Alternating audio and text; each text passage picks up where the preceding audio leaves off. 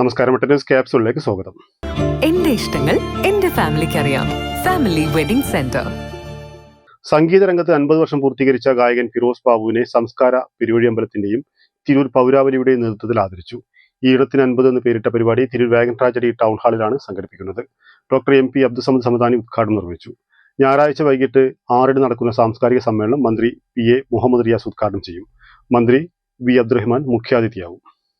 സംഗീത രംഗത്ത് അരനൂറ്റാണ്ട് പിന്നിട്ട പ്രശസ്ത ഗായകനും തിരൂരിന്റെ അഭിമാനവുമായ ഫിറോസ് ബാബുവിനെ തിരൂർ പൗരാവലി ആദരിച്ചു.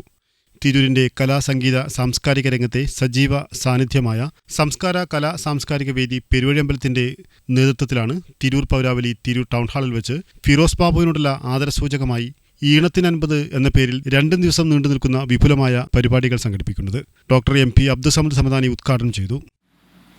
അധികവും ഞങ്ങൾ കണ്ടുമുട്ടിയിട്ടുള്ളത് വേദികളിലാണ്.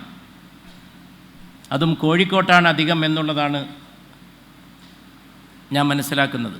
അദ്ദേഹത്തിൻ്റെ നാടും എൻ്റെ വാസസ്ഥലവും നമ്മുടെ ഒക്കെ തൊട്ടടുത്താണെങ്കിലും അദ്ദേഹവുമായുള്ള കൂടിക്കാഴ്ചകളും സംഗമങ്ങളും അധികം സംഭവിച്ചത് കോഴിക്കോട് നഗരത്തിലാണ്. അതിന് കാരണം കേരളത്തിൻ്റെ സാംസ്കാരിക രംഗത്തെ അദ്ദേഹത്തിൻ്റെ വളരെ ശക്തമായിട്ടുള്ള സജീവമായിട്ടുള്ള സാന്നിധ്യമാണ്. കോഴിക്കോട് നമുക്കറിയാവുന്ന പോലെ കലയുടെയും സംസ്കാരത്തിൻ്റെയും സംഗീതത്തിൻ്റെയും എല്ലാം വളരെ പ്രധാനപ്പെട്ട ഈറ്റില്ലമാണ്. വേണുഗോപാൽ കൊൽക്കത്ത അധ്യക്ഷത വഹിച്ചു. ഫിറോസ് ബാബുവിന്റെ 50 വർഷത്തെ സംഗീത ജീവിതത്തിന്റെ ഓർമ്മകൾ കോർത്തിണക്കിയ ഗാനലോക വീഥികൾ പുസ്തകം MP അബ്ദുസമദ് സമദാനി തിരൂർ നഗരസഭാ ചെയർപേഴ്സൺ AP നസീമയ്ക്ക് നൽകി പ്രകാശനം ചെയ്തു. ചടങ്ങിൽ P Ashraf, CLT Tirur, BP Abdurahman, advocate Vikramkumar Mullassery, Samasya publication പ്രസാധക സുനിത ശശി എന്നിവർ ആശംസകൾ അർപ്പിച്ച് സംസാരിച്ചു. അനിൽ കോവിലകം സ്വാഗതവും അരുൺ ചെമ്പ്ര നന്ദിയും പറഞ്ഞു. ന്യൂസ് തിരൂർ.